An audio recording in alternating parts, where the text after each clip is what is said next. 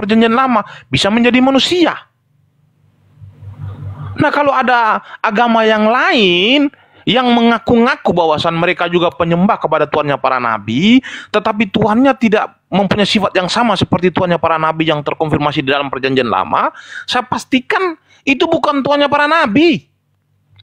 Tetapi mereka adalah serigala berbulu domba yang sedang menyamar, ingin menyamakan Tuhan mereka dengan Tuhannya para nabi. Supaya apa? Supaya mereka bermaksud untuk menarik orang-orang yang tidak mengikuti agama mereka ini untuk masuk ke dalam agama mereka. Karena orang-orang akan berpikiran, ah Tuhan itu kan sama saja. Jadi saya kalau ikut ke agama mereka kan sama aja, Tuhan itu kan satu. Tetapi pada kenyataannya mereka adalah serigala yang berbulu domba yang sedang menyamar, ingin menyesatkan manusia. Kenapa saya katakan mereka ingin menyesatkan manusia? Karena mereka memberitakan Injil yang berbeda dengan apa yang diberitakan oleh para rasul. Maka Rasul Paulus itu sudah mengantisipasi. Apa kata Rasul Paulus? Jikalau ada orang yang memberitakan Injil yang berbeda dengan apa yang kami beritakan kepada kalian, sekalipun dia adalah malaikat, maka terkutuklah dia. Ini adalah salah satu bentuk antisipasi daripada Rasul Paulus. Dia sudah tahu bahwasan akan ada orang-orang yang ingin menyesatkan orang-orang yang percaya, yaitu orang Kristen, dengan memberitakan Injil yang pembangkang, memberitakan tentang Yesus yang berbeda, memberitakan tentang apa yang dikatakan Yesus ini berbeda dengan apa yang diberitakan oleh para rasul. Oke. Oke. Diskusi, saya minta waktu 5 menit atau mungkin 5 menit lebih sedikit ya, tanpa timer silakan, ya. Silakan. Nanti mungkin kan ada Ikhwan ya, ada Bang Handi, Bang lain-lain ya. Nah gini Mai. Tuntaskan dulu diskusinya, Bang Kanjat, tuntaskan dulu. Ya, Mai, di sampai dalam Mehmet paham dan mencret gitu. Silakan. Oke. Di dalam 1 Timotius 6:16 itu Mai dikatakan Tuhannya para nabi itu dialah satu-satunya yang tidak takluk terhadap maut. Nggak boleh semenit mati, nggak boleh 2 menit, 2 hari, bahkan 3 hari nggak bisa itu. Kata 1 Timotius 6:16. Nah pertanyaan saya, Tuhannya Mei mati nggak? Mei, di ini aja. Udah segitu doang pertanyaannya. Iya, ini aja TikTok aja, cuman tadi yang seperti tadi santai gitu. Oke, saya akan jawab ya. 1 Timotius itu adalah tulisan daripada Rasul Paulus ya, setuju ya? Aduh.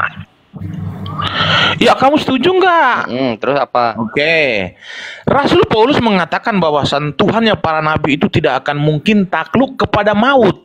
Lalu bagaimana dengan Yesus? Kenapa dia bisa takluk kepada maut? Kan sudah dijawab di 2 Filipi tadi. Dalam keadaan sebagai manusia, ia taat bahkan rela mati di kayu salib. Berarti yang mati itu ketika dia dalam keadaan sebagai manusia. Jawabannya ini sudah dari tadi, kenapa kamu membongkar-bangkir lagi, bro? Iya, berarti Yesus bukan Tuhan, kan begitu, Mei. Jadinya, Mei. Dalam keadaan sebagai manusia, ia taat bahkan rela mati. Dengar ya.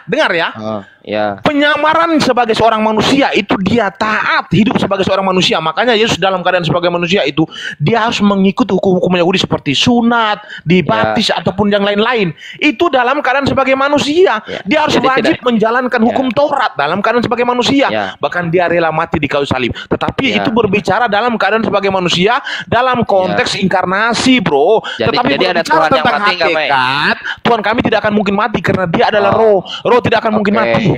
Oke, nah gini Mei, di 1 Korintus berapa itu ya dikatakan oleh Paulus gitu ya. Nah, bahwa dia sedang memberitakan 11:26. 11:26. Memberitakan kematian Tuhan. Nah, ini Tuhan yang mana, Mei? Ya Tuhan Yesus. Baik, katanya tadi kemanusiaannya. Kan saya sudah katakan tadi, kamu tidak paham. Tuhan kami itu berbicara tentang hakikat, itu dijelaskan oleh Yesus di Yohanes. Dengar dulu. Jangan dipotong. Sudah selesai saya. Kau akan nangis saya buat di sini karena kau berhadapan dengan profesor yang tidak punya gelar, bro. Iya. Jadi yang mati Tuhan atau manusia, Mei? Ya sabar dulu. Jawab dulu. Tenang. Habis itu saya closing ya. Lanjut. Alamak, belum saya tanya langsung closing. Anjay. Iya, yang mati ini Tuhan atau manusia, Mei? Udah closing aja. Kalau begitu closing aja. Kalau ditanyain udah closing aja lah. Oh iya, supaya adil lah. Kita harus adil. Ya silakan Mei, lanjut. Nanti boleh nanya. Oke, saya jawab dulu ya. Jangan saya belum tanya kalau langsung kabur nih, nggak enak ini nanti. Selanjutnya. Saya sudah katakan tadi bahwasan Tuhan kami itu dijelaskan oleh Yesus ya, berbicara tentang dirinya sendiri itu di Yohanes 4 ayat 23 24 itu dia mengatakan, "Jikalau kamu ingin berdoa, berdoalah dalam roh dan kebenaran, sebab Allah itu adalah roh." Nah, roh ini kan tidak akan mungkin mati. Tetapi ketika roh ini berinkarnasi menjadi manusia bisa mati, bro. Karena sifat manusia itu bisa mati. Roh itu ketika dia berinkarnasi menjadi awan itu bisa menyebabkan manusia kedinginan di zaman Musa. Ketika roh itu berinkarnasi menjadi api di zamannya Musa di Keluaran 3, api itu sifatnya terbakar, bisa membakari orang.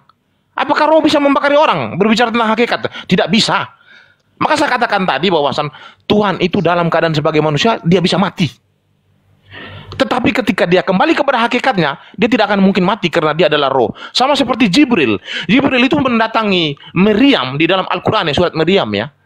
Jibril itu berubah menjadi manusia yang sempurna. Kalau Jibril itu sudah berubah menjadi manusia yang sempurna, ketika kita membunuh manusianya, apakah ketika kita membunuh manusianya Jibril, apakah Jibril itu bisa mati? Jibril itu tidak akan mati karena Jibril itu hakikatnya adalah roh. Itu dijelaskan di dalam Al-Quran. Itu nggak terjadi. Tetapi ketika Jibril itu bisa berinkarnasi menjadi manusia, kita bunuh, Jibril tidak akan mati. Tetapi kita sebut Jibril mati. Tetapi pertanyaannya ini, aku mau closing nih supaya adil. Mau kabur. Bukan gitu, kamu poinnya nggak kena, Mei. Kabur. Dapur argumen kamu keluarkan semua di ujungnya, Mei. Pertanyaannya, apakah yang mati itu Tuhannya atau manusianya, Mei? Itu aja. Closing aja lah, udah closing. Biar saya cari lawan baru. Jangan closing dulu dong. Ya udah, kalau gitu, oke, saya lanjut. Kalau siap, saya lanjut.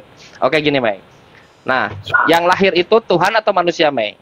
Tuhan. 2 Lukas 11. Tuhan. Bukan manusia. Oke. 2 Yohanes 1 nomor 7. Mei, kata yang di apa? Para penyesat atau antikristus itu, dia yang mengakui bahwa yang datang ke dunia, Yesus datang ke dunia ini yang mengakui bukan sebagai manusia. Gimana tuh, Mei? Jawab. Iya benar. Benar katanya tadi Tuhan. Penyesat itu, dengar ya, sifat penyesat itu mereka tidak mengakui bahwasan Yesus adalah Tuhan. Itu adalah sifat penyesat. Sifat penyesat ini siapa? Sifat penyesat ini adalah seperti yang sudah diantisipasi oleh Rasul Paulus bahwasan akan ada orang yang memberitakan Injil yang berbeda dengan apa yang kami beritakan kepada kalian. Siapa itu? Jibril. Jibril memberitakan Yesus Tuhan atau bukan? Berarti siapa penyesat di sini, saya tanya kepada kamu?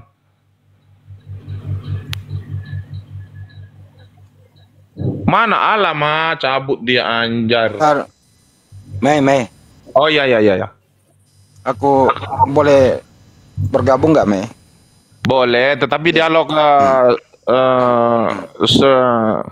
Oke, lain. Ya gini ya, Mei. Anda mengatakan tadi Tuhannya para nabi itu Yesus. Ya. Jadi mulai dari Nabi Adam sampai Yesus sendiri menuhankan Yesus. Ya, itu kan Anda maksud. Jadi selain daripada argumentasi Anda, umat Islam itu salah Tuhan.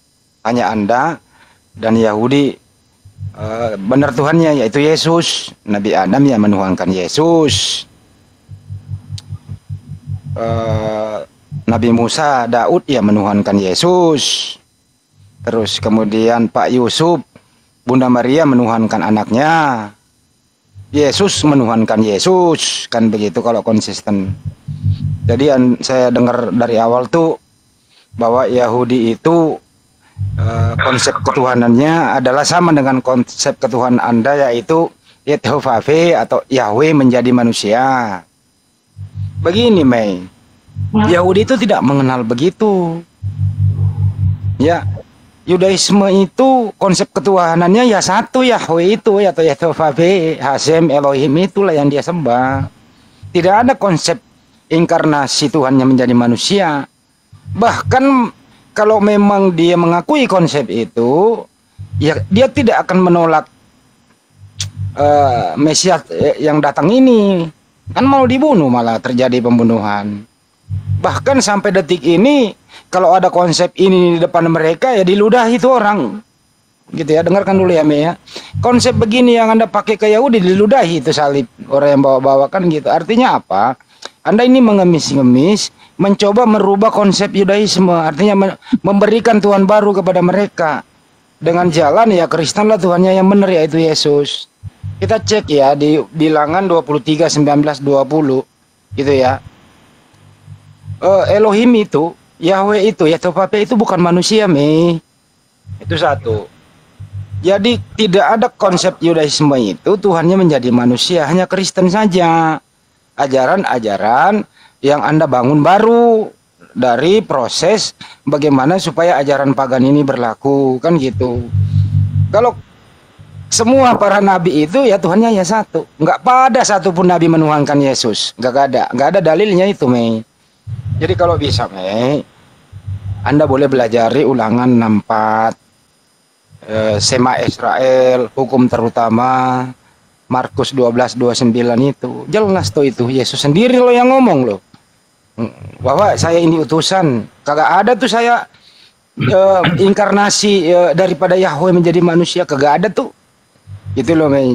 Kalau bisa janganlah, kalau Anda sendiri menuhankan anak manusia, ya jangan bawa konsep Anda itu mengklaim ke Yudaisme, nanti diludahi lagi loh. Oke, saya lagi ya. Iya, silakan. Oke, jadi begini, saya senang dengan apa yang dipaparkan oleh Bang Handi ini. Memang dia santai tapi memang padat ya. Tetapi mungkin beliau ini akan lebih suka ketika saya memaparkan ya. Sepakat ya, Bang Handi pasti senang kalau saya memaparkan ini pasti. Iya, silakan saja, saya dengar kok dari tadi. Tetapi kalau senang, Anda boleh mengancungkan jempol nanti ya. Saya lanjutkan ya. Jadi landasan yang diangkat oleh Bang Handi pada sore hari ini, beliau ini mengangkat sebuah landasan daripada Yahudi, daripada sudut pandang mereka. Kalau Anda menjadikan Yahudi sebagai sudut pandang soal Kristen, maka saya juga pastikan bahwasan Islam akan salah di sini. Apa salah di sini? Yahudi mempunyai sudut pandang Yesus itu hanya sebagai seorang rabi. Lalu bagaimana mungkin Islam menjadikan derajat Yesus itu lebih tinggi daripada pemahaman orang Yahudi menjadi seorang nabi? Jadi sudut pandang ataupun landasan itu tidak boleh harus berdasarkan dari Yahudi, tetapi harus berdasarkan daripada Alkitab kita itu sendiri yang mengatakan. Jadi kalau teman-teman Muslim ini menjadikan Yahudi sebagai landasan, saya pastikan di sini dua agama akan salah. Kristen akan salah, Islam akan salah. Kenapa Yahudi hanya mengimani Yesus sebagai seorang rabi, lalu kenapa Islam itu mengimani Yesus sebagai seorang nabi?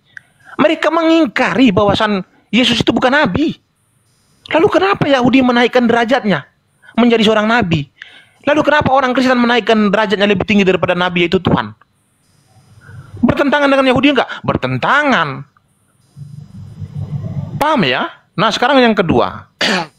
Ini debat-debat orang-orang yang berilmu ini. Jadi teman-teman yang di bawah itu, kalian itu harus menyimak baik-baik, karena memang ini lawan berat saya, Bang Handi. Dari dulu beliau ini memang saya percaya bahwasan beliau ini berilmu tinggi, tetapi yang dia hadapi ini adalah seorang profesor yang tidak punya gelar. Saya lanjutkan lagi.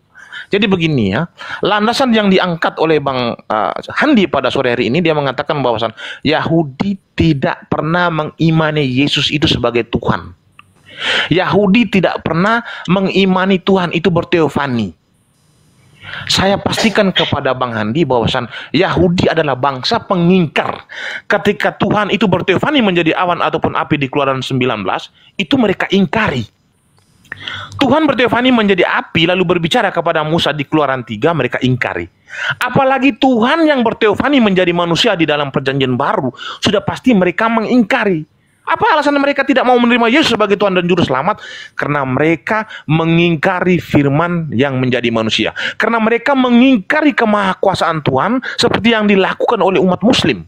Umat Muslim itu menyangkal tentang kemahakuasaan Tuhan.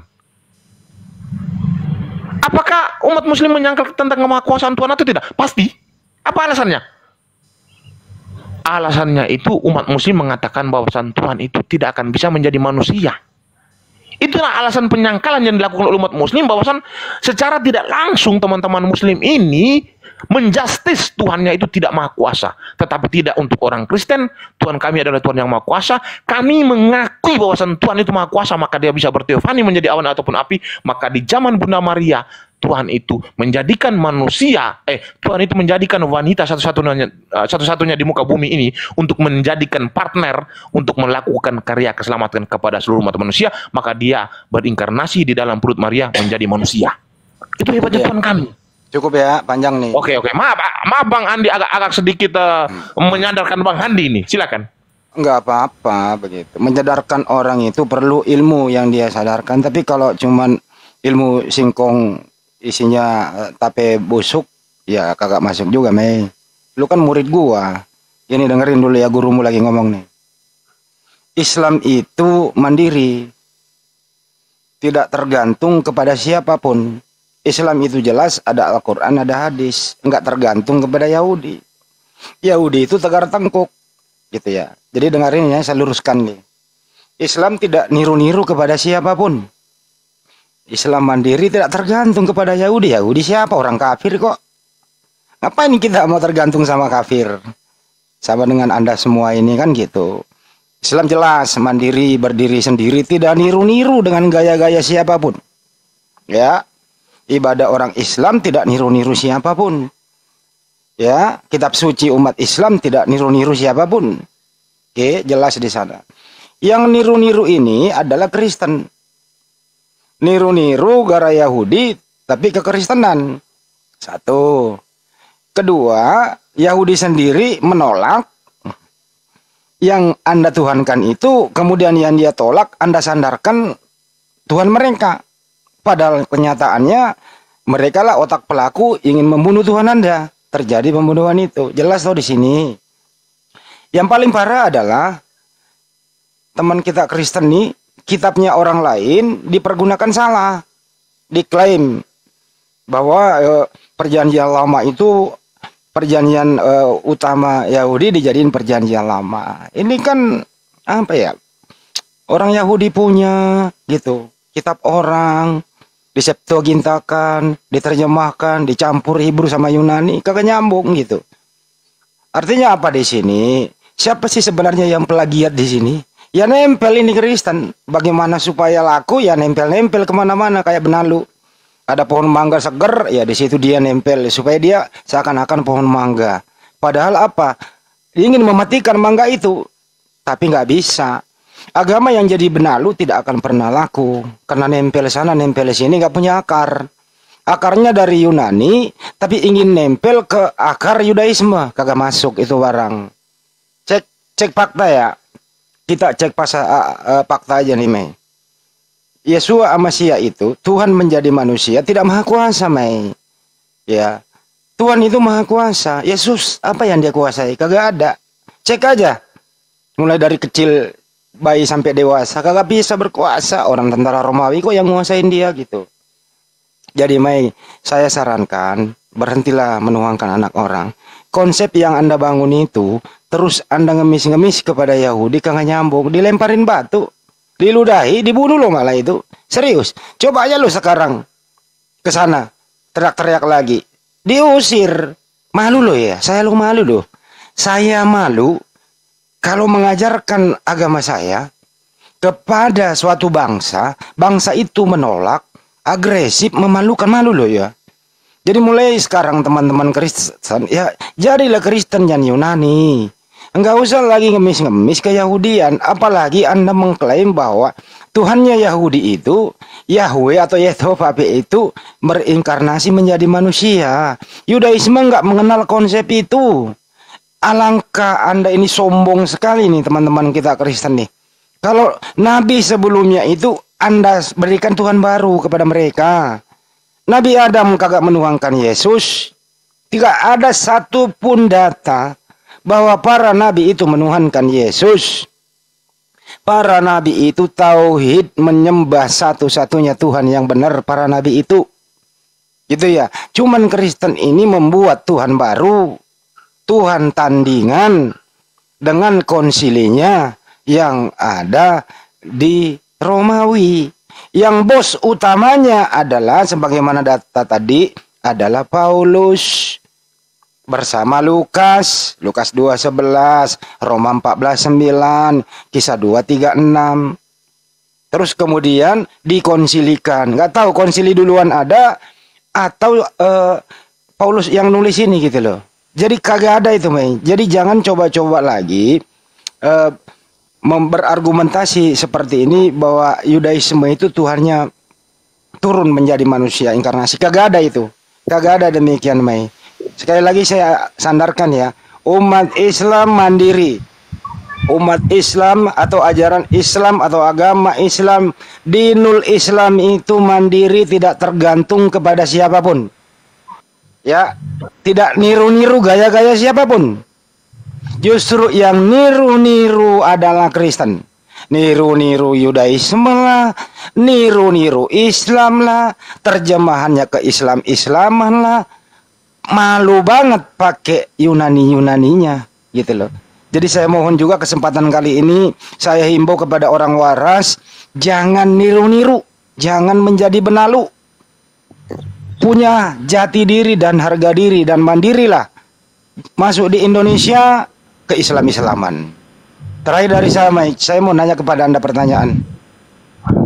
Tolong tunjukkan gitu ya, proses Yahweh atau Yehovah yang Anda maksud tadi itu menjadi manusia. Nah, setelah dia menjadi manusia, ini yang terakhir nih, setelah konsep Anda itu, Yahweh itu menjadi manusia, Yahweh ada di mana? Ya, sekali lagi, Yehovah menjadi manusia, Yehovah ada di mana? Ikut dalam diri manusia, atau Yahweh tetap stay di surga? Silakan muridku. Oke, terima kasih guru yang tertampan di Indonesia. Beliau ini memaparkan sebuah narasi yang sangat bagus, tetapi bahayanya beliau ini sedang menghadapi muridnya sekarang yang sedang mau menuju ke sebuah gelar, yaitu gelar profesor. Saya lanjutkan ya. Saya mengutip kata kunci di sini. Oke, saya mengutip kata kunci di sini ataupun sebuah poin, tetapi sebelum saya mengutip kata kunci ataupun sebuah poin, saya ingin mengatakan kepada Bang Handi bahwasan kata benalu itu dipopulerkan oleh lagu-lagu dari timur ya. Saya lanjutkan, oke. Jadi saya memetik sebuah kata kunci ataupun poinnya di sini, beliau mengatakan bahwasan Islam itu berdiri sendiri dan tidak meniru keyahudian. Kalau Anda mengatakan bahwasan Islam itu berdiri sendiri, maka saya pastikan Anda tidak menyembah kepada Tuhannya para nabi yang ada di dalam Alkitab, tetapi Anda menyembah kepada Tuhannya para nabi yang ada di dalam Al-Quran. Saya pastikan itu. Orang Kristen itu bukannya apa tadi ya? Orang Kristen itu bukannya menyontek kitabnya para nabi, tetapi kami itu mengimani kitab para nabi. Kami tidak akan bisa berdiri sendiri jikalau memang kitab para nabi itu tidak ada. Maka umat Kristen itu pantang untuk mengingkari kitab para nabi. Karena Tuhan itu berbicara itu melalui para nabi yang terkonfirmasi di dalam perjanjian lama. Kalau kami abaikan, kalau kami ingkari kitab para nabi, sama saja kami mendustai firman Tuhan. Jadi kalau Islam mengatakan dia berdiri sendiri, saya menemukan poin di sini, Islam mengingkari firman Tuhan yang ada di dalam Alkitab, khususnya perjanjian lama. Benar itu, saya setuju. Berarti di sini yang dikatakan umat pendusta, umat pengingkar siapa? Kami atau kalian? Ya sudah pasti saya katakan kalian. Karena kalian adalah berdikari sendiri, berdiri sendiri. Tidak menjadikan kitab para nabi sebagai pedoman kebenaran, tidak menjadikan kitab para nabi sebagai dasar iman, tetapi Anda itu sama seperti pohon. Bukan sama seperti pohon. Kalau kami itu sama seperti pohon. Kami itu harus dari akarnya dulu, lalu batang, lalu tangkai, lalu ranting, lalu berdaun dan berbuah. Nah, Anda ini berbeda. Anda berdiri sendiri ini, saya tidak tahu pohon itu seperti apa berdiri sendiri. Saya yakin pohon tidak akan mungkin berdiri sendiri. Jadi kalau beragama yang benar itu harus dari akarnya dulu. Akarnya dulu sampai ke batang, batang sampai ke tangkai, ranting, berdaun dan berbuah. Kalau Anda ucuk-ucuk langsung berbuah itu pohonnya tidak ada, itu dasarnya dari mana? Karena Anda tidak punya dasar, Anda mengingkari kitab para nabi, maka saya pastikan Anda tidak menyembah kepada Tuhannya para nabi. Jadi kalau orang Kristen mengklaim bahwasan kami menyembah kepada Tuhannya para nabi, kami punya dasar karena kami mengimani kitab para nabi. Kami menjadikan kitab para nabi sebagai akar iman kami, sebagai akar buah kami. Berbeda. Kami dengan kalian itu berbeda. Kalian adalah umat pengingkar kitab para nabi, kalian adalah pengingkar firman Tuhan, tetapi kami tidak. Berbeda dong, jangan samakan. Saya lanjutkan lagi tentang paparan saya. Seorang profesor akan mengajarkan kebaikan kepada kalian supaya apa? Supaya kalian sadar.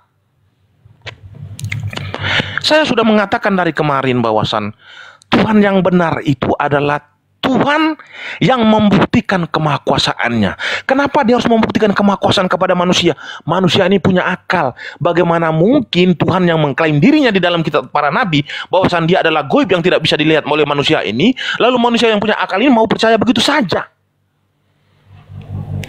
Justru karena Tuhan menciptakan manusia punya akal, maka dia mengklaimnya sebagai maha kuasa, maka dia harus membuktikan kepada manusia secara kasat mata apa yang dilakukan oleh Tuhannya para nabi. Pertanyaan Bang Handi tolong dijawab. Nanti saya akan jawab, sabar. Oke, saya lanjut ya. Udah panjang Jadi, masalahnya, Mei, kapan jawabnya? Ustaz Alif ya. Anjay, naik semua debater, semua datang semua, seluruh debater sini udah datang naik Anjay. Oh, saya lanjutkan. Jadi Tuhan yang kami sembah itu mempunyai kriteria yang sama, mempunyai sifat yang sama, menunjukkan kemahakuasaan kepada manusia secara kasat mata. Di zaman para nabi, dia bisa menjadi awan ataupun api. Di zaman Tuhan Yesus, di zaman Bunda Maria, dia menjadikan dia menjadikan wanita satu-satunya di muka bumi ini menjadi partner dalam melakukan karya keselamatan. Maka dari Bunda Maria inilah dia berinkarnasi menjadi manusia. Lalu Anda akan bertanya, ketika Tuhan berinkarnasi menjadi manusia, Tuhan itu berada di bumi ataukah di surga? Kalau tentang soal ini, konteksnya berbicara tentang Tritunggal. Artinya kita harus membahas tentang Tritunggal sekarang. Nah, sekarang saya akan menjelaskan konsep Tritunggal yang ditanyakan oleh Bang Handi. Mohon izin ya, monggo ya. Izin ya. Nanya Tritunggal sederhana kok. Lu Oke, saya akan jawab Tritunggal ya, oke ya. Tinggal jawab. Gini pertanyaannya ya. Oke. Waktu Tuhanmu menjadi manusia, Tuhan ada di mana? Apakah ikut dalam diri manusia atau tidak? Itu aja. Bang Handi tadi bertanya begini, ketika Tuhan menjadi manusia, apakah Tuhan itu masih berada di atas ataukah dia turun ke bumi? Itu yang ditanyakan Bang Handi tadi. Itu intinya. Tinggal jawab. Artinya turun ke bumi. B, ada di surga. Udah itu aja. Baru saya lagi yang ngomong nih. Oke, baik sayangku, saya akan menarasikan ya. Jadi terima kasih atas pertanyaan Bang Handi, ini sangat luar biasa. Karena saya adalah seorang Kristen Tritunggal, maka saya akan menjabarkan dari pemahaman Tritunggal. Baik, saya akan lanjutkan paparan saya.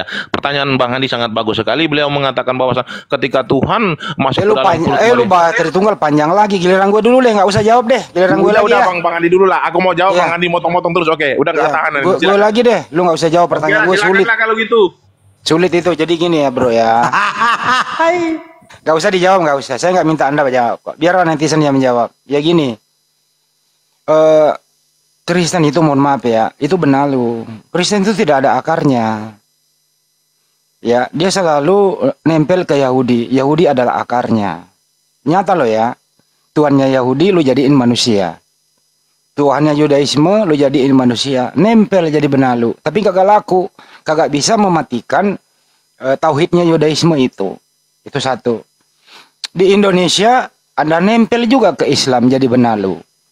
Tapi kagak bisa lu matiin akarnya Islam itu. Justru yang jadi benalu ini kemana-mana. Mengatakan dirinya menang, sombong, angku, tapi nggak punya apa-apa. Itu intinya. Maunya saya itu teman Kristen ini akarnya Yunani aja udah. Kan ada Yunani bahasanya kan jelas.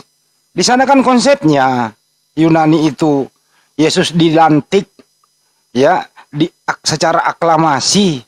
Melalui voting bahwa Yesus itu setara dengan Sang Pencipta. Diakomodir atau sinkron dengan ajaran-ajaran Paulus. Jelas tuh.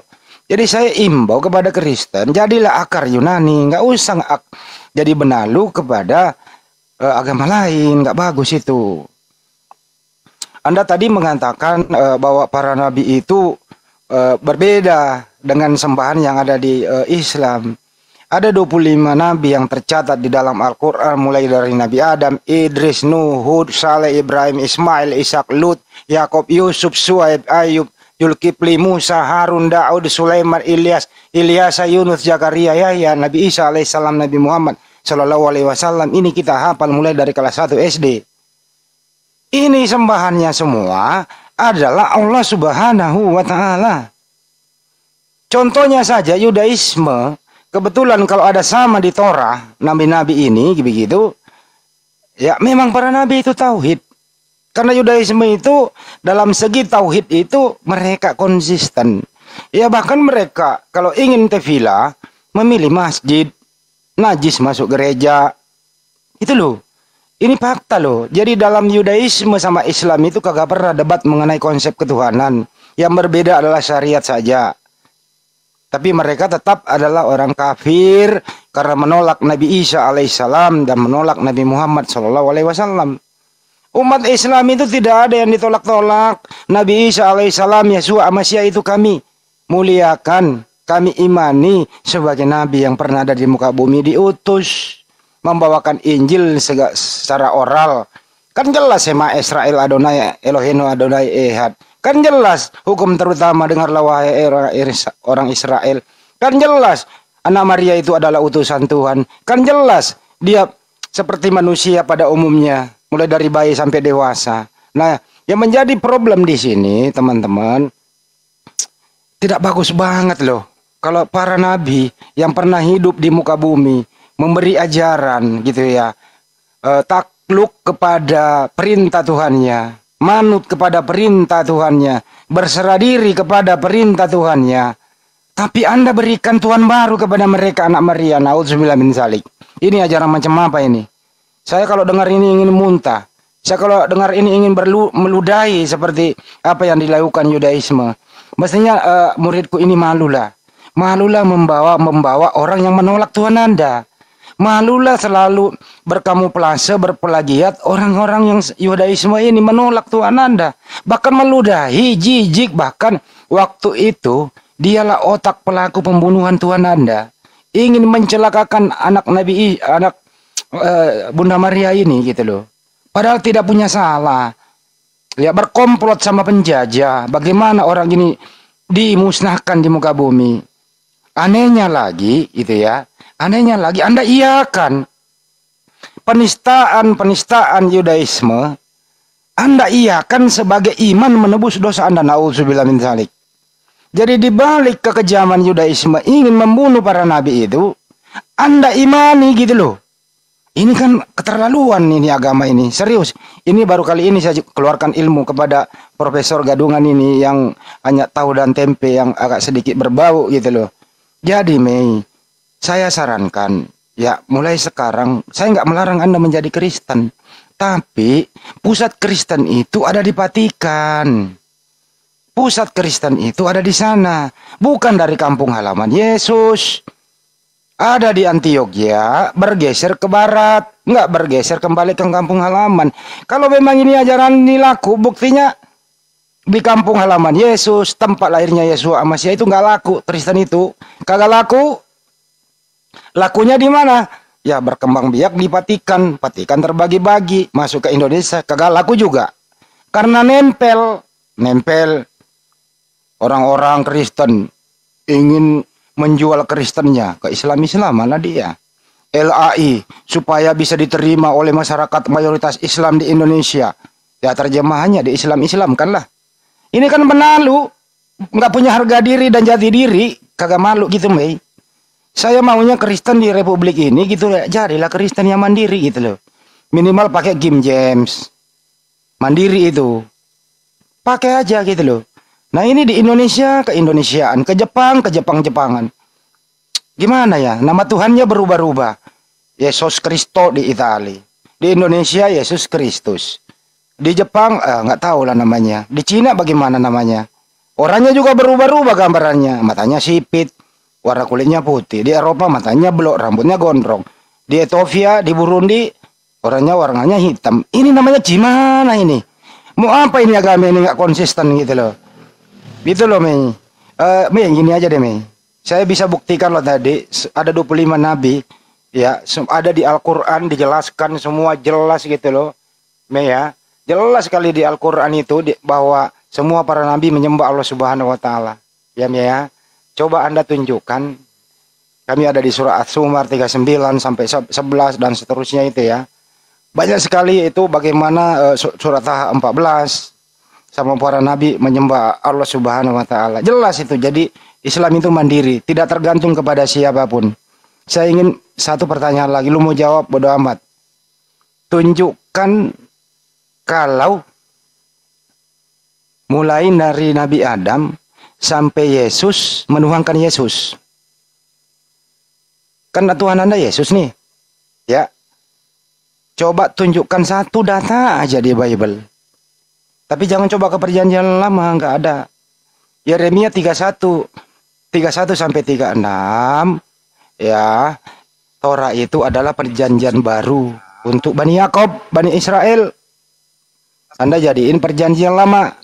Nah sekarang tunjukkan, dimanapun Anda pakai data, Nabi Adam sampai Yesus menuhankan Yesus. Saya tunggu ya muridku ya. Lanjut. Kalau nggak bisa jawab, nggak usah dijawab, sulit. Oke, terima kasih guruku yang paling tampan dan memang paparnya sangat bagus. Tetapi sekarang muridmu sedang naik Ya, daun. didengar Pak Wawan ya. Anda standby dulu. Selamat sore buat Anda ya. Mute dulu, Biarkan dulu kawan. meme. Nah, silakan. Itu di mute dulu Bang, nanti diganggu lagi itu nanti. Itu kawanmu.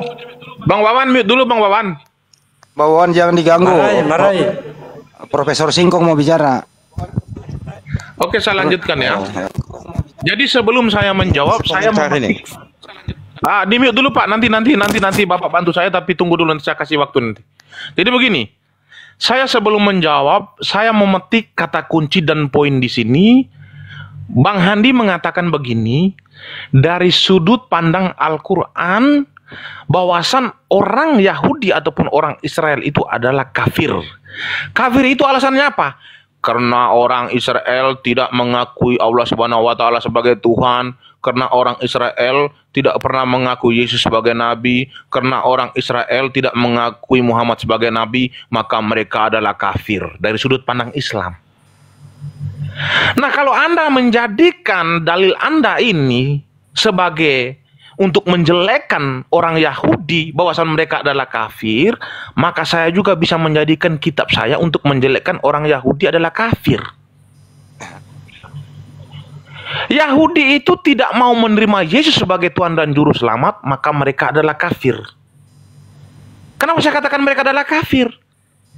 Karena ketika Yesus mengatakan kepada mereka, Yesus menyamakan dirinya dengan Yahweh, dia mengatakan begini, aku dan Bapakku adalah satu, mereka mengingkarinya. Ketika Yesus mengatakan bahwasan siapa yang melihat aku, dia telah melihat Bapakku, mereka mengingkarinya. Ketika Yesus mengatakan bahwasan perkataanku bukan berasal dari diriku sendiri, tetapi Bapa yang diam dalam aku, dia yang melakukan pekerjaannya, mereka mengingkarinya. Berarti Yahudi ini kafir dari sudut pandang Kristen. Kalau kita berangkat daripada sudut pandang Islam. Jadi sudut pandang Islam itu jangan dijadikan sebagai pembenaran di dalam iman orang Kristen. Itu salah. Saya mengatakan kepada kalian bahwasan kalian salah. Kalau Yahudi dijadikan sebagai pedoman, saya harus ulangi sekali lagi. Kalau Yahudi dijadikan sebagai pedoman iman, maka saya katakan Kristen dan Islam salah. Kenapa Kristen dan Islam salah? Kristen menjadikan Yesus sebagai Tuhan, Islam menjadikan Yesus sebagai Nabi, sedangkan Yahudi tidak mau mengimani Yesus sebagai seorang Nabi dan Tuhan. Salah kita. Tetapi kita harus menjadikan kitab kita itu sebagai pedoman iman kita. Tidak boleh iman kita itu harus minta pengakuan daripada agama orang lain. Itu salah. Itu paham ya? Tidak boleh iman kita itu harus minta pengakuan daripada imannya orang lain. Itu tidak boleh. Tidak boleh ya.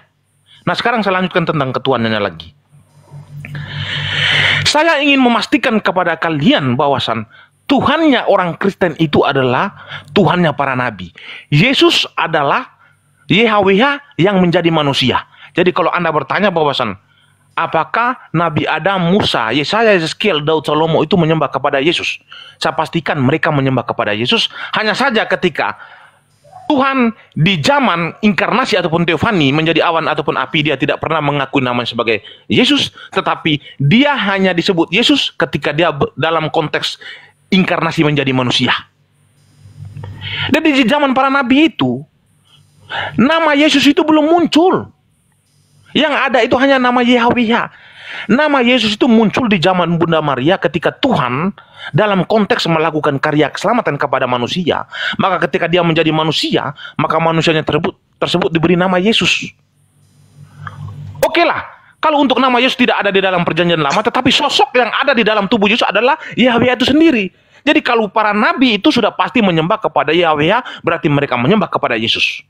Jadi kalau orang Yahudi menolak Yesus, berarti mereka adalah kafir, mereka adalah pengingkar apa yang dikatakan oleh Tuhan. Maka Yesus berkata kepada mereka, hak kerajaan Allah ataupun hak tentang keselamatan akan dicabut daripadamu dan akan diberikan kepada satu bangsa yang akan menghasilkan buah. Apa alasan Yesus mencabut hak keselamatan daripada mereka? Karena mereka mengingkari apa yang dikatakan oleh Yesus. Ketika Yesus mengatakan aku turun dari surga, mereka mengatakan no. Ketika Yesus mengatakan bahwa aku dan Bapakku adalah satu, mereka mengatakan no. Ketika Yesus mengatakan bahwa siapa yang melihat aku, dia telah melihat Bapakku, mereka mengatakan no. Nah, pengingkaran-pengingkaran seperti ini yang dilakukan oleh umat muslim pada zaman ini. Jadi yang mengingkari Yesus sebagai Tuhan ini bukan hanya umat Yahudi, bukan hanya umat muslim, tetapi gereja yang disebut dengan gereja Lucifer sekarang ini juga mengingkari Yesus sebagai Tuhan.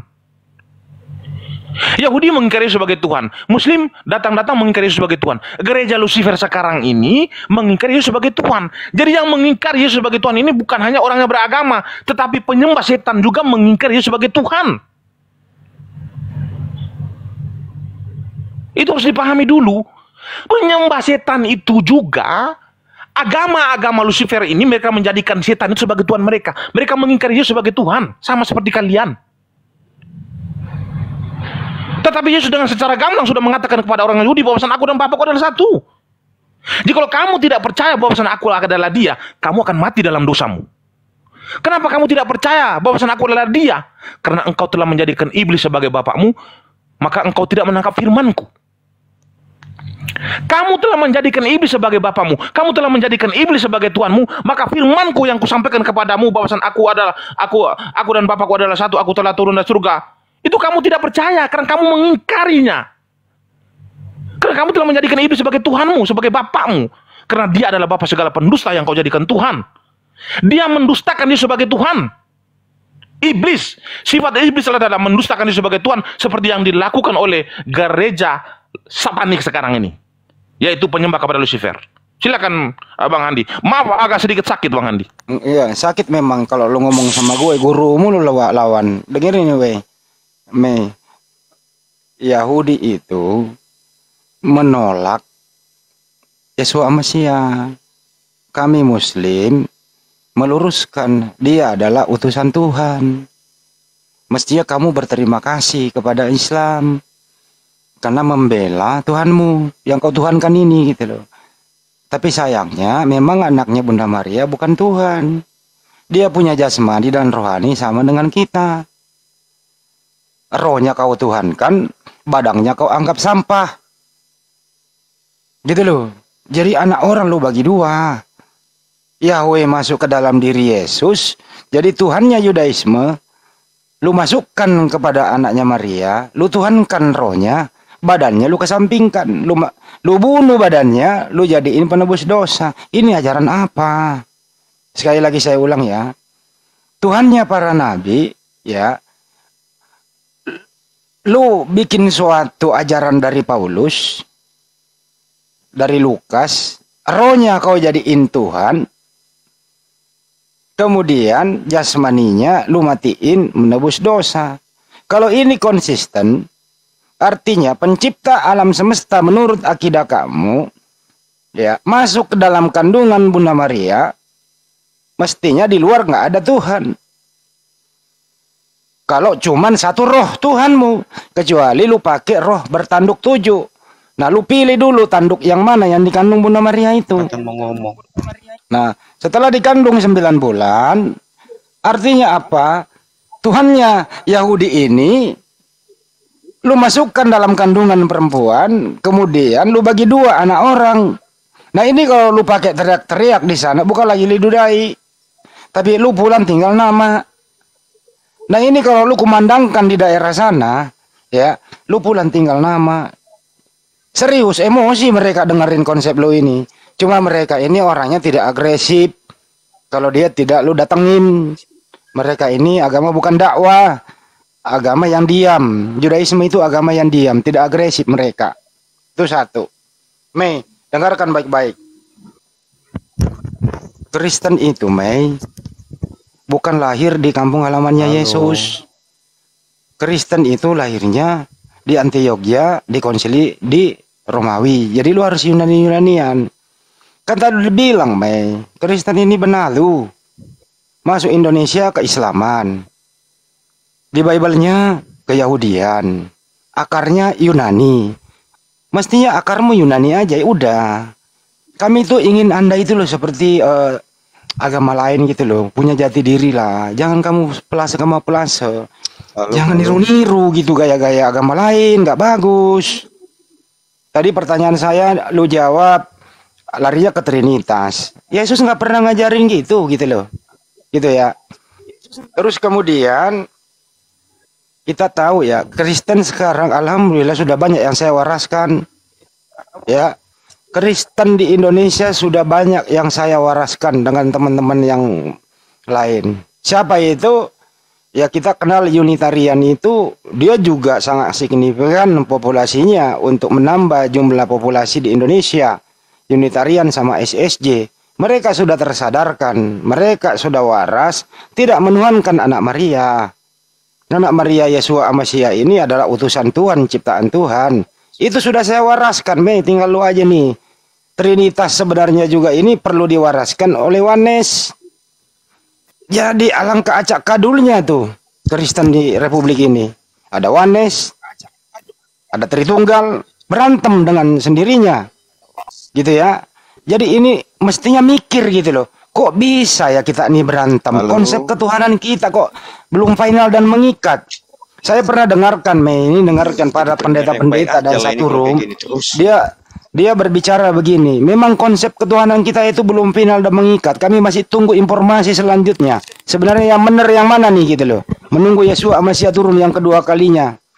Sebenarnya nggak perlu nunggu tujuan yang kedua kali turun. Tinggal bagaimana Anda membaca Matius 7, 21 sampai 23 itu. Jadi Mei gini aja nih, Mei. Tolong Anda kembalilah. Jangan menuhankan anak orang itu. Kenapa? Dia itu bukan Tuhan. Rohnya itu ya roh manusia. Gitu ya. Kita akui memang dia Bunda Maria tidak ada hubungan suami istri dia mengandung karena kehendak yang sang pencipta itu. Ya, gini aja deh, Mei. Ada dua pertanyaan saya tadi nggak dijawab. Tapi jawabnya mau lari Trinitas. Ya butuh waktu 60 hari 60 malam itu menjawab Trinitas. Mei kagak nyambung-nyambung. Kenapa? Ya Kristen sendiri yang membantahnya, bukan saya. Kalau lu menjelaskan Trinitas di area publik, bukan umat Islam yang ketawa, Kristen sendiri yang ketawa. Ya. Jadi konsep Trinitas ini diketawai sendiri oleh siapa? Oleh Kristen sendiri. Serius ini. Saya bisa telepon pentolan-pentolan orang Kristen yang tidak menuangkan Yesus. Sekarang gini, Mei. Coba Anda jawab lagi nih, terakhir nih ya. Ini ada yang halo-halo terus nih, nggak ngerti namanya H2H. Ini head to head, bro.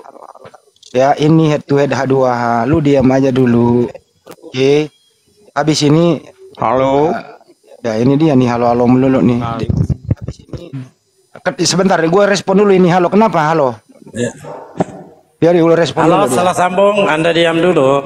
Ini head to head. Ya, oke. Halo, Anda diam. Salah sambung. Lanjut. Gini aja, Mei. Waktu Yesus ada di muka bumi, ini kan Yahweh menjadi manusia. Waktu Yesus ada di muka bumi, Mei, dia itu kan berdoa tuh. Dia menerima firman tuh. Ya. Yesus itu berdoa kepada siapa? Ingat, konsep Anda ada Yahweh di dalam diri Yesus, tapi dia berdoa. Itu aja, Mi. Dia berdoa kepada siapa? Kepada Yahweh yang ada dalam dirinya, atau kepada Yahweh di luar daripada dirinya. Itu aja, Mi. Sederhana kok ya. Saya lo bertanya tuh, saya kasih jawaban biar kamu nggak muter. Waktu Yesua Mesia berdoa kepada Yahweh di dalam dirinya, atau berdoa kepada Yahweh senior yang ada di surga. Silakan, Mei. Silakan, Mei. Silakan, Mei. Terima kasih atas waktunya. Jadi teman Kristen yang bernama Saudara Kumawan di mute dulu. Nah, kamu harus belajar dari Profesor Meme Bos ini cara berdialog ya. Nanti baru kamu akan pintar untuk berdialog dengan Bang Handi. Karena Bang Handi ini adalah debater senior. Kamu tidak akan sanggup untuk menghadapinya. Jadi kamu belajar dulu. Di mute. Baik, saya lanjutkan ya. Sebelum saya menjawab pertanyaan, saya ingin siapa ini ya? Ajalah, kasihan mainnya itu terganggu. Saya juga sebenarnya terganggu tadi, makanya saya gimana? Ini siapa yang Lihat dulu, Bang. Dia mengatakan, Matt, jangan lama-lama ya. Saya tunggu itu katanya, jangan ya, lama-lama. kalau nggak bisa lama-lama lu dibawa aja dulu, dengerin dulu. Lu ganggu si Meme. Meme itu profesor lo, Profesor Singkong. Profesor jangan sampai diganggu sama dia. Iya, diganggu lo. Ya. Oke, saya lanjutkan ya. Terus Jangan diganggu lagi ya. Oke, jadi begini, saya ingin mengatakan kepada saudara-saudaraku bahwasan pengingkaran terhadap Yesus adalah Tuhan itu adalah umat Yahudi. Jadi ketika di zaman Yahudi itu, ketika Yesus mengatakan dia dan Bapa adalah satu, siapa yang melihat aku, dia telah melihat Bapakku, tuh umat Yahudi itu mengingkarinya. Artinya maka hak keselamatan itu di apa dulu lah, apa moderator diturunkan aja dulu. Debat sama Ustadz itu, dia nggak ngerti, nggak paham. Dia mau lawan saya, Mei. Ini Mabuk dia nanti lawan saya, Mei. Oke, habis ini saya paparkan nanti baru Bang Wawan lawan Bang Handi ya. Bang Wawan ya, bentar lagi ya. Sabar Tapi ya. lu pegangan, Mei. Ntar dia mabuk anak orang gimana, Mei? Oh ya, nanti kalau dia mabuk baru aku yang sadarkan dia. Aja. Oke, saya lanjutkan. Jadi begini ya. Pengingkaran yang dilakukan oleh umat Islam sekarang ini adalah mengulangi pengingkaran yang dilakukan oleh Israel kuno. Jadi zaman Israel kuno 2000 tahun yang lalu itu mereka mengingkari ketika Yesus mengatakan bahwasan dia dan Bapaknya adalah satu. Siapa yang melihat aku, ya dia setelah melihat Bapakku. Artinya siapa yang melihat Yahweh itu, artinya siapa yang melihat aku, ya dia telah melihat Yahweh. Nah, perkataan Yesus inilah yang diingkari oleh orang Yahudi. Maka Yesus mengatakan bahwasan iblislah yang menjadi bapakmu karena engkau tidak menangkap firmanku. Firmanku apa? Ya, firmanku aku sampaikan bahwasan Bapa itu adalah aku. Tetapi engkau mengingkarinya. Maka ketika mereka mengingkarinya, maka Yesus mencabut hak keselamatan itu daripada bangsa Yahudi ataupun orang Israel kuno ini, dan akan diberikan kepada bangsa lain. Dan akan diberikan. Aduh, kenapa Bang Handi? Ini siapa lagi yang bising ini? Alah. ya, lanjut. Si Meme pusing. Orang udah ngarang dari tadi. Orang kalau lagi ngarang lu ganggu, begini jadinya. Yang gitu loh. Ya benar Bang Handi. Orang lagi ngarang diganggu kayak kacau jadinya kan. Memang kayak gini lah, malas sekali kamu. Oke, saya lanjutkan ya. Jadi pengingkaran yang dilakukan oleh orang Yahudi itu sama seperti yang dilakukan oleh orang Islam sekarang.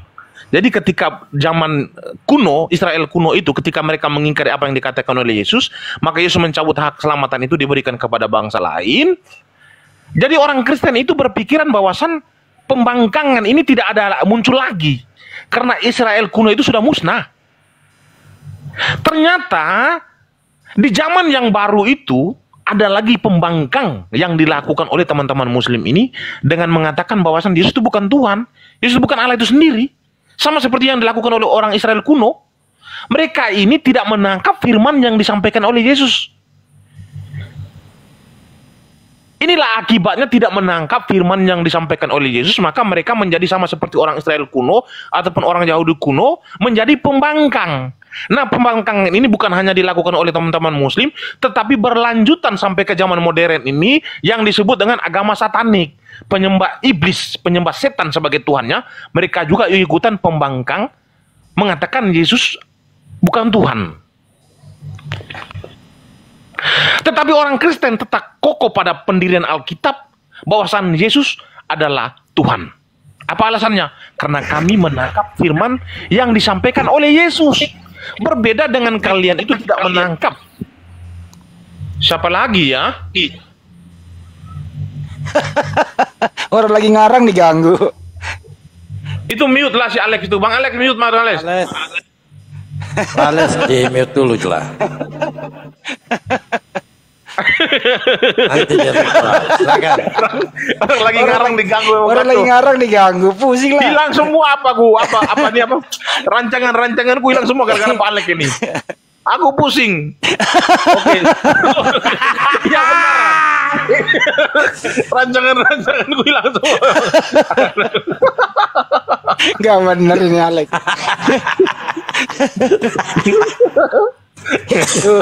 Lucu juga lo. Oke, saya lanjutkan dikit lagi ya. Bang Alek Kristen ya, kalau memang Bang Alek Kristen, udah nanti habis ini Bang Alek lawan Bang Andi lah. Kalau memang Bang Alek udah nggak tahanan. Ntar dia mabuk lagi. Muslim. Alhamdulillah. Lanjut. Ya, lanjut. lu diam dulu, Lex. Jangan diganggu. Lex, lu jangan ganggu orang. Itu aja dulu. Oke, saya lanjutkan lagi ya. Jangan diganggu Pak Alek. Jadi begini. Pengingkaran ini bukan hanya dilakukan oleh orang-orang yang beragama, saya harus mengulangi lagi, tetapi pengingkaran ini dilakukan juga oleh orang-orang yang penyembah setan. Jadi mereka juga mengingkari bahwa Yesus bukan Tuhan. Kenapa mereka mengingkarinya? Karena mereka tidak menangkap firman yang disampaikan oleh Yesus bahwasan Yesus dan Bapa itu adalah satu. Maka Yesus menegaskan di Yohanes 16:6, dia menegaskan kepada murid-muridnya bahwasan pada saatnya nanti kamu akan berdoa dan meminta segala sesuatu dalam namaku. Jadi Yesus itu mendeklarasikan dirinya sebagai Tuhan itu dengan mengatakan kepada murid-muridnya, pada saatnya nanti itu kamu akan berdoa dan meminta segala sesuatu dalam namaku. Dan terbukti orang Kristen sekarang melakukan apa? Melakukan ketika berdoa itu meminta segala sesuatu dalam nama Yesus. Siapa yang akan mengabulkan? Yesus dong. Yohanes 14:14. Jikalau kamu berdoa dan meminta segala sesuatu dalam namaku, aku akan melakukannya. Melakukan apa? Untuk mengabulkan permohonannya. Yang bisa mengabulkan permohonan manusia adalah Tuhan. Jadi Yesus sudah mendeklarasikan dirinya sebagai Tuhan. Walaupun tidak secara gamblang dia mengatakan bahwa sembahlah aku adalah Tuhan. Tidak, tetapi dia memberikan sebuah gambaran bahwasan dia adalah Tuhan dengan mengatakan kalau kamu berdoa dan meminta segala sesuatu dalam namaku, aku akan mengabulkannya. Yang bisa mengabulkan itu adalah Tuhan. Secara tidak langsung tuh Yesus sudah mendeklarasikan diri sebagai Tuhan.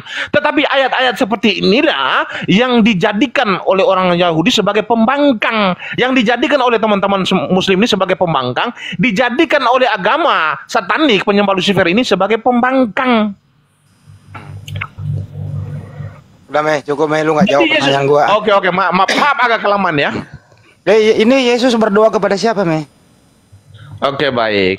Berbicara Yesus berdoa kepada siapa?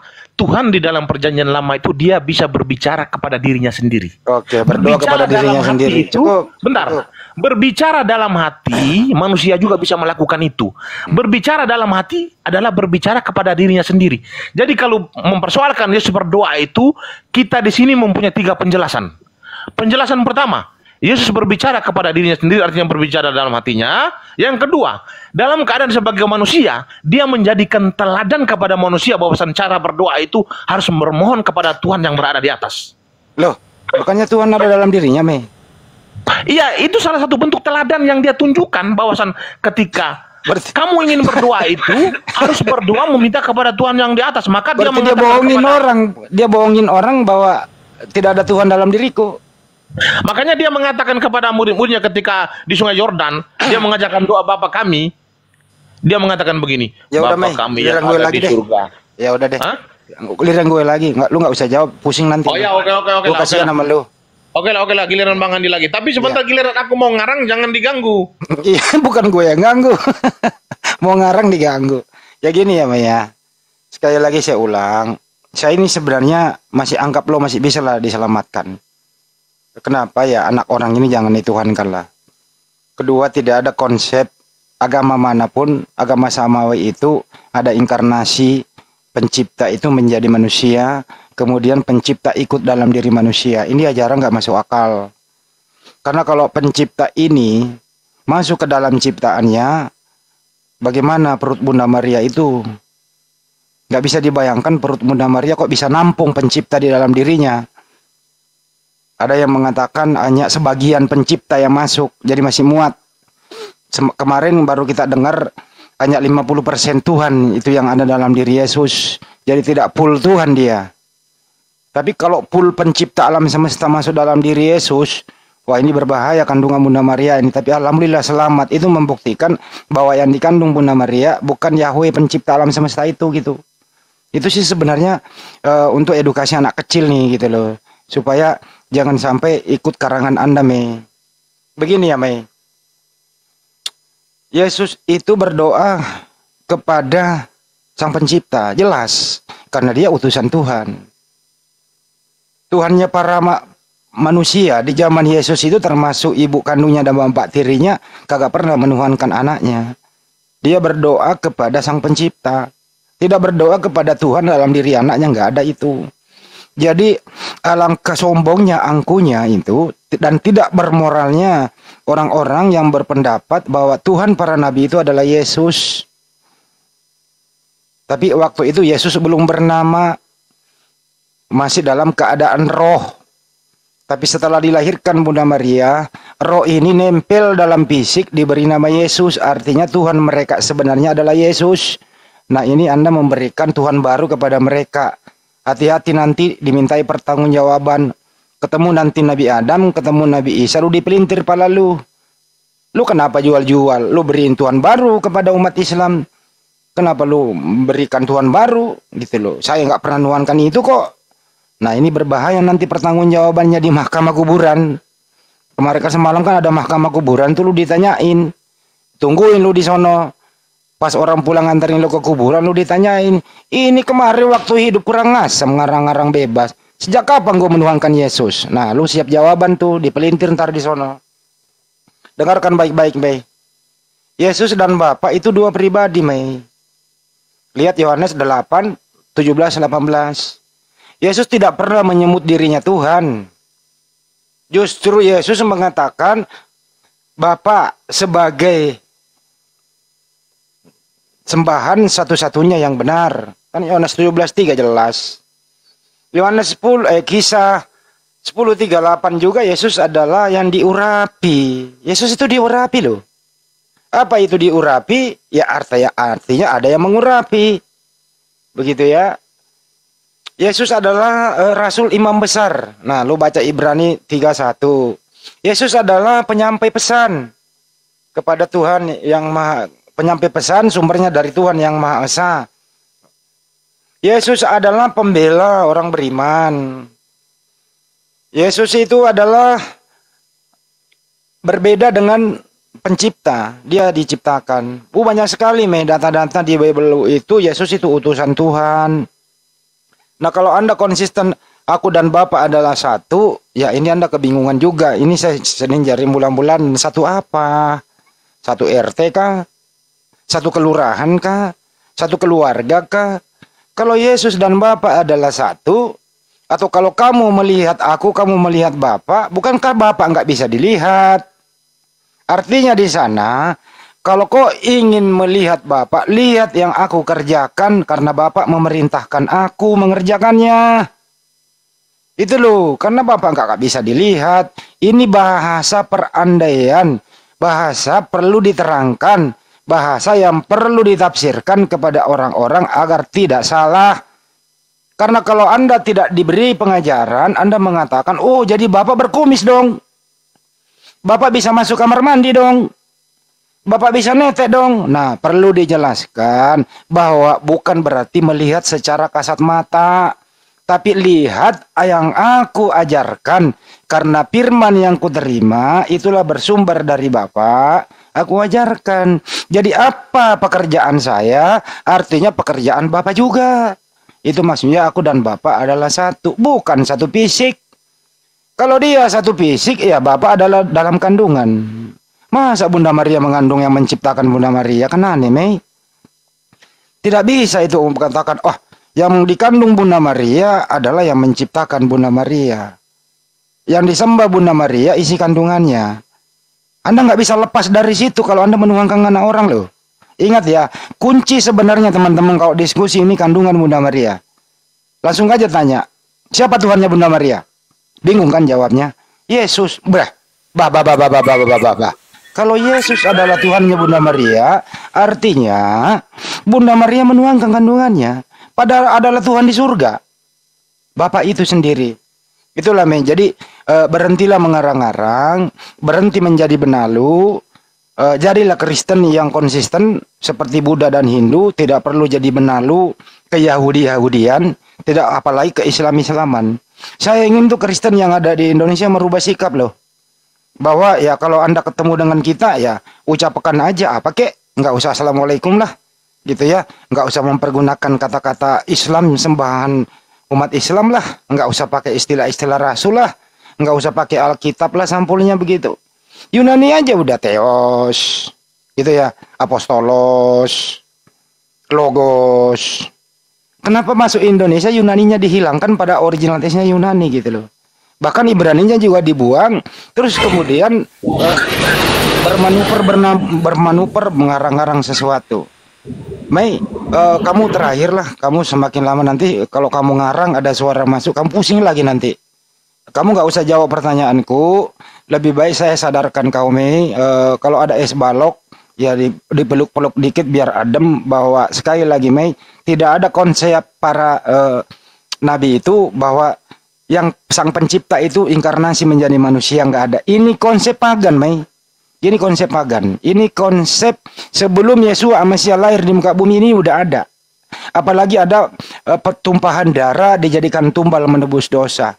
Jadi jelas sudah bahwa Kristen ditolak oleh tempat lahirnya Yesus. Bahkan kalau Anda kembali mengatakan konsep lu ini bukan lagi diludahi, tapi lu bisa disalib berkali-kali di sana nanti. Karena orang yang disalib itu terkutuk. Hati-hati nanti ya. Kedua Mei, berhentilah menuangkan anak orang. Ini pesan saya Mei. Anak Maria bukan orang. Anak Maria ini ciptaan Bapak yang ada di surga Mei. Oke Mei, jangan ngarang lagi anakku ya. Oke, terima kasih paparan Bang Handi, sangat bagus sekali. Nah, sekarang teman-teman yang baru masuk di mute dulu mungkin kalau kalian mau menambahkan tunggu dulu ya, nanti kami siap dialog dulu baru kalian menambahkan, tetapi kalian harus dengar baik-baik paparan daripada Profesor Meme Bos ya. Saya mengutip sebuah paparan dari Bang Handi mengatakan bahwasan mustahil Maria itu ciptaan lalu Tuhan bisa masuk ke dalam perut Maria. Bang Handi harus baca dulu apa kata Yesus. Kata Yesus begini, mustahil bagi manusia tetapi tidak untuk Tuhan. Jadi kalau ada manusia yang mengukur kemahakuasaan Tuhan menggunakan kemampuan akal dan logika manusia berpikir, saya katakan orang tersebut tidak pernah mengimani Tuhannya sebagai maha kuasa. Manusia itu tidak akan bisa mengukur kemahakuasaan Tuhan. Manusia bukanlah absolut, tetapi Tuhan itu absolut. Bagaimana sesuatu yang tidak absolut mengukur sesuatu yang absolut? Ini sangat mustahil. Jadi jangan pernah mengatakan sifat Tuhan itu mustahil, jangan.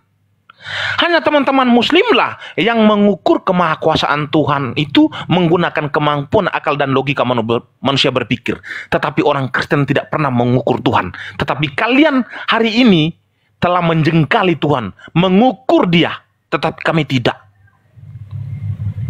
Berbedanya kami dengan kalian itu hanya ada satu poin di sini, kalian itu mengukur Tuhan, tetapi kami tidak bisa mengukur Tuhan. Kenapa kami tidak bisa mengukur Tuhan? Tuhan Maha Kuasa. Kami tidak akan bisa mengukurnya. Jadi ketika Tuhan menjadi manusia melalui perut Maria, kami katakan itu sangat logis karena Dia Maha Kuasa. Kecuali Alkitab tidak pernah mengklaim bahwa Tuhan itu tidak Maha Kuasa, maka mustahil Dia tidak akan bisa menjadi manusia. Berbeda. Nah sekarang persoalan tentang Yesus Tuhan. Saya ingin mengatakan kepada Bang Handi bahwasan di Lukas 23:43, ketika dalam konteks penyalipan, apa kata Yesus kepada orang yang di sampingnya?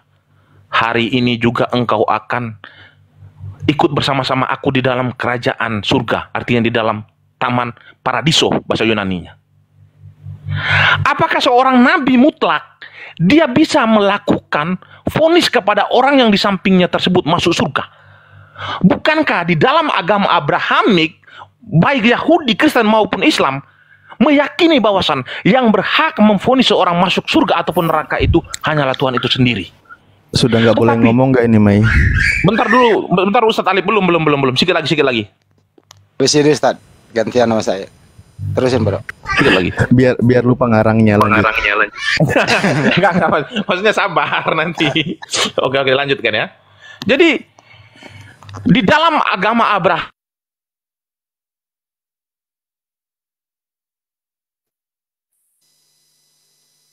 Kok hilang? Hah? Hilang ya? Apa gue yang hilang? Kirain sinyal aku malah. Ya, hilang suaranya. Oh, hilang. Kirain gue yang hilang. Telor, selamat sore. Saya sapa dulu mumpung hilang dia. Sabar, Mai. Jangan pergi dulu, Mai. Saya belum nyambit, Mai. Nah, habis ini Ustadz Dalip dah. Aku serahin ke Ustadz Dalip. Aduh, Kabur dia. kemana dia? Bukan kabur, bukan kabur. Sampai hilang.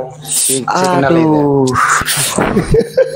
Jadi saya belum serahin ke Ustadz Dalip sama Mas Ben gini ya. Tuhan itu nggak bisa diukur Dikit aja ya. Ya. Saya boleh nanggapi dikit.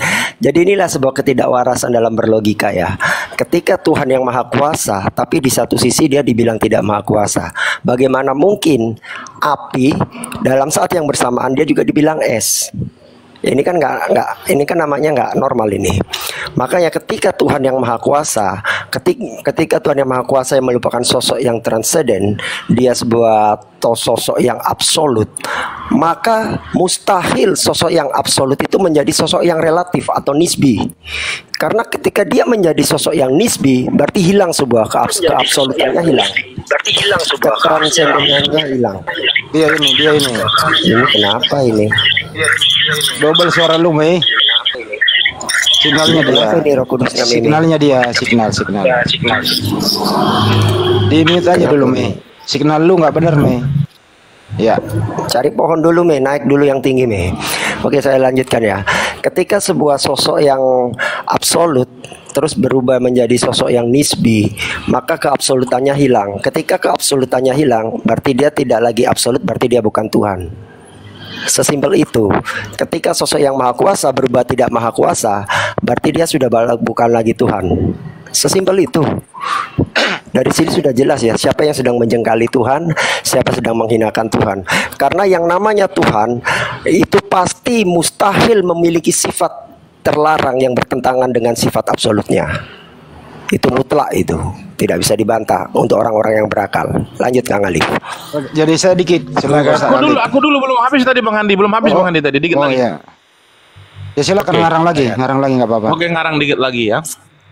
Jadi begini, saya lanjutkan tadi paparan saya tadi ya. Lukas 23:43 itu adalah kata kunci. Tetapi mungkin teman-teman muslim masih bisa membantah, tetapi ada dalilnya. Saya rasa mungkin teman-teman muslim tidak akan mengetahui dalilnya untuk membantah ini. Baik, saya lanjutkan lagi ya.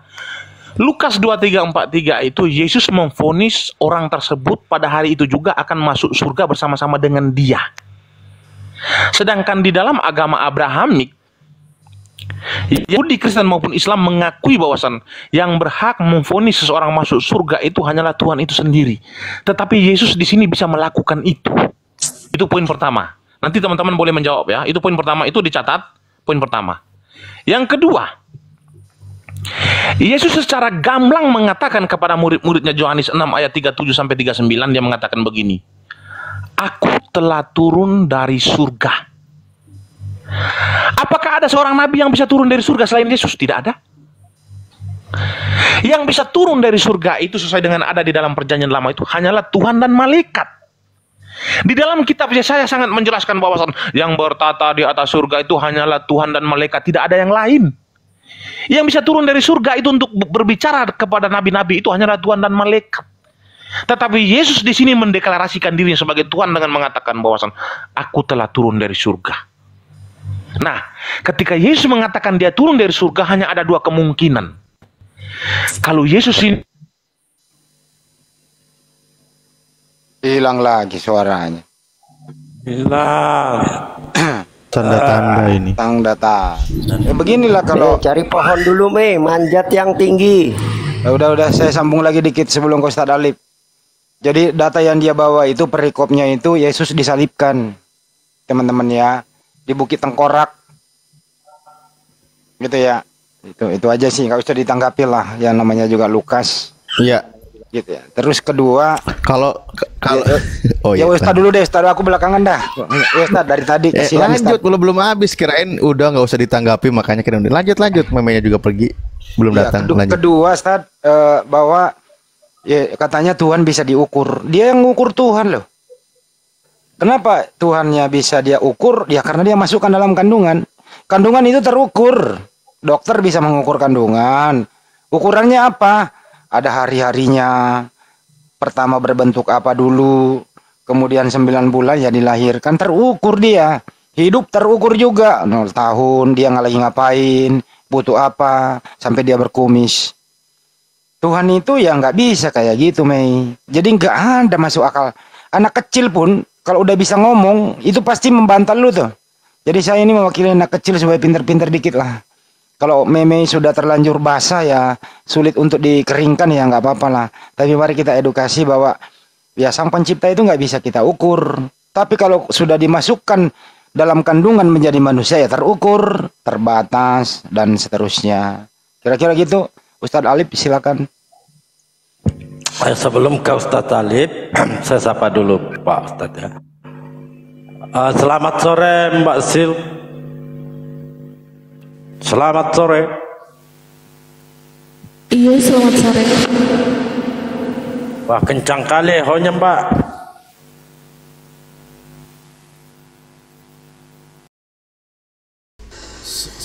Sekian dulu ya teman-teman yang ada di Andi Selebes Channel. Meme signalnya mungkin nggak bener. Dia sudah mengakui dirinya hanya mengarang.